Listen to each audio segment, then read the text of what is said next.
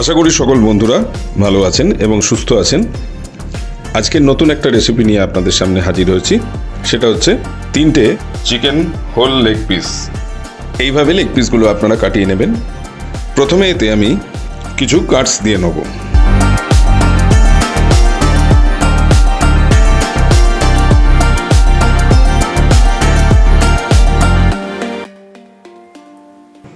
সবকটা লেগ পিসকেই আমি খুব ভালো করে ধুয়ে জল ঝরিয়ে নিয়েছি।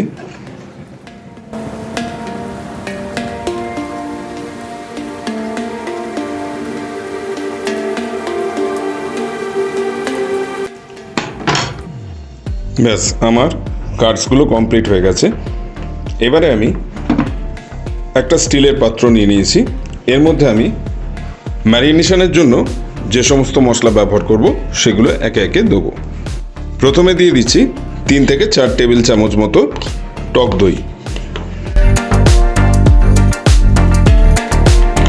টক দইটাকে অবশ্যই ফেটিয়ে রাখবেন এবং জল ঝরিয়ে রাখবেন। এর মধ্যে 2 চামচ আদা রসুনের পেস্ট দিয়ে দিচ্ছি আমি। 1 চিমটে হলুদ গুঁড়ো দিয়ে দিচ্ছি।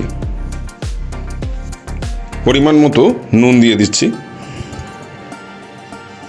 1 চামচ লাল লঙ্কার গুঁড়ো দিয়ে দিচ্ছি। 1 টেবিল চামচ মতো কাশ্মীরি মির্চ দিয়ে দিচ্ছি। কাশ্মীরি মির্চটা একটু বেশি দিলাম, কারণ হচ্ছে এটাতে কালারটাও খুব সুন্দর আসবে। আমি ফুড কালার ব্যবহার করিনি, আপনারা চাইলে ফুড কালার ইউজ করতে পারেন। 1 চামচ দিয়ে দিচ্ছি জিরে গুঁড়ো। 1/2 চামচ দিচ্ছি ধনে গুঁড়ো। 1/2 চামচ গোলমরিচ গুঁড়ো। 1/2 চামচ দিচ্ছি এলাচ গুঁড়ো। কসুরি মেথিকে আমি রোস্ট করে নিয়েছিলাম, দিয়ে সেটাকে গুঁড়ো করে নিয়েছি। 1/2 চামচ কসুরি মেথি দিয়ে দিচ্ছি। 1/2 চামচ মতো গরম মশলা দিয়ে দিলাম। আর দিয়ে দিচ্ছি 2 চামচ মতো লেবুর রস। আর একদম শেষে দিচ্ছি 4 টেবিল চামচ মতো সাদা তেল। এরপর বন্ধুরা খুব ভালো করে সমস্ত মশলাগুলোকে মিক্স করে নেব একসাথে।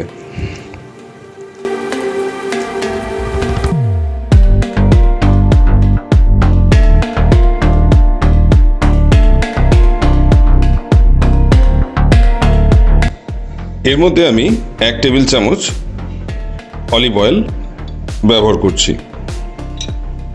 অলিভ অয়েল যদি না থাকে আপনারা এটাকে স্কিপ করতে পারেন। আবার একবার ভালো করে মিক্স করে নেব সমস্ত কিছুর সাথে।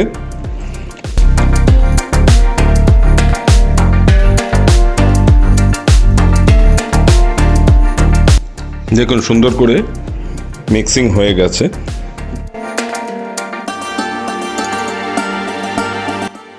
এবারে আমরা এই মশলার মধ্যে লেগ পিসগুলোকে দিয়ে দেব।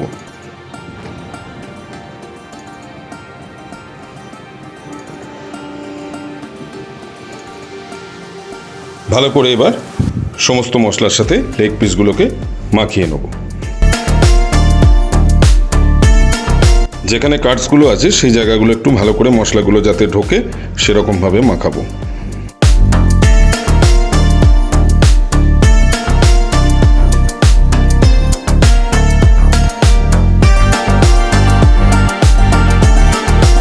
এইভাবে মশলাগুলোর মাখিয়ে দিয়ে আমি ওভারনাইট ম্যারিনেশনে রেখে দেবো। আপনারা হাতে সময় না থাকলে 3 থেকে 4 ঘন্টা ম্যারিনেশন করলেও হবে। অবশ্যই আমি ম্যারিনেশনটা ফ্রিজে রেখে দেবো এবং ভালো করে এটাকে ঢাকা দিয়ে দেবো। তাহলে চলুন ওভারনাইট ম্যারিনেশনের পরে আবার ফিরে আসছি। দেখুন বন্ধুরা, ওভারনাইট ম্যারিনেশন করে রেখেছিলাম সমস্ত মাংসটাকে।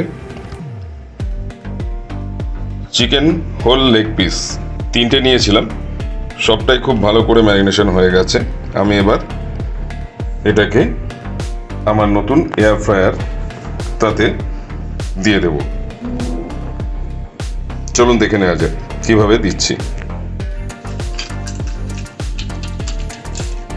দেখুন বন্ধুরা, প্রথমে আমি একটু বাটার ব্রাশ করে নিচ্ছি সমস্তটা। এইভাবে বাটার ব্রাশ করে নিলে ভালো হবে। আপনারা চাইলে এটা নর্মাল সাদা তেলও ব্রাশ করে নিতে পারেন।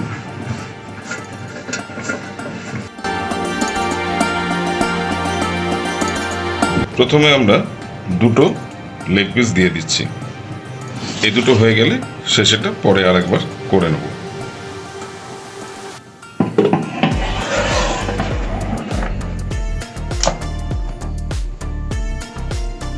দেখুন বন্ধুরা, এয়ার ফ্রায়ারের মধ্যে দিয়ে দিলাম। এবার আমি টেম্পারেচার এবং টাইমারটা সেট করে দেবো। দেখুন বন্ধুরা, 180 ডিগ্রিতে দিলাম টেম্পারেচার, আর 20 মিনিটের জন্য টাইমারটা সেট করে দিলাম। মাঝখানে আমি 10 মিনিট বাদে একবার খুলে নিয়ে বাটার ব্রাশ করে নেব, তারপর আবার 10 মিনিট দেব।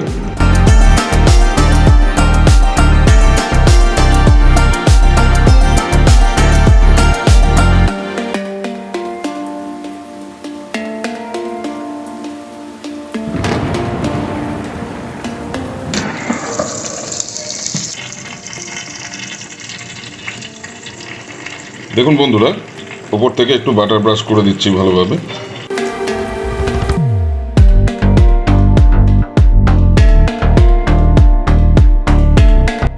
আবার আমি 10 মিনিটের জন্য ফ্রাই হতে দিলাম।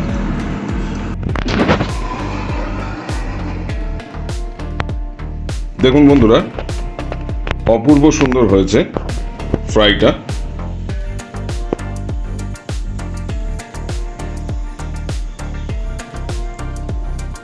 এইভাবে এয়ার ফ্রায়ারের মধ্যে আপনারা যদি তন্দুরি চিকেন লেগ পিস করেন, খুব সুন্দর খেতে হয়। অবশ্যই করে দেখবেন। আর আমি ডেসক্রিপশানে এই এয়ার ফ্রায়ারের লিঙ্কটা দিয়ে দেবো, আপনারা যদি চান কিনতে পারেন সেখান থেকে।